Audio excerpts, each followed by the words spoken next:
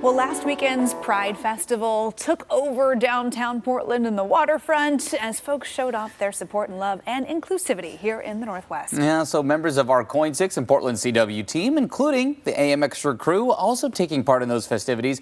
Our Josh Cozart spoke with Basic Rights Oregon about their role in helping the LGBTQ+ community in government.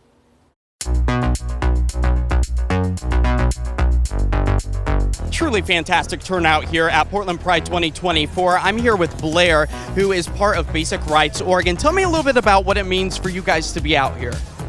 Oh, we've been around for over 25 years and, coming to Pride all this time. And it just is always such a great chance to celebrate our community, to have some fun, to give out some free stuff to folks. But also on a deeper level, it's really a great opportunity to connect with people in our community who want to get involved in our work through volunteering.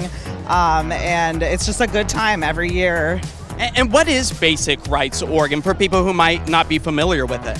Yeah, so we're a statewide LGBTQ+ political advocacy organization.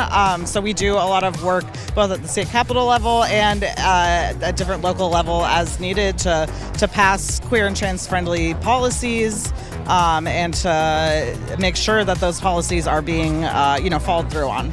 It's 2024, and people might be thinking, well, doesn't everybody have rights? Can you elaborate on why it's so important that you are fighting for human rights? Because it's not everybody is considered maybe equal at this point in time.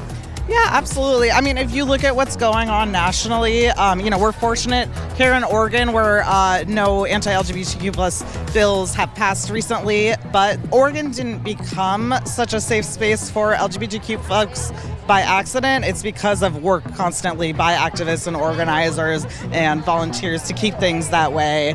And something even as basic as the trans community. I heard somebody come up to the table and say, how do I get involved with changing my name legally? What does that mean that you guys are such a support unit for that? It means so much. It's most of our staff is trans, all of our staff is LGBTQ, and so we're in this community doing this work. We know what it means to people, and we're so honored and happy to be able to do it.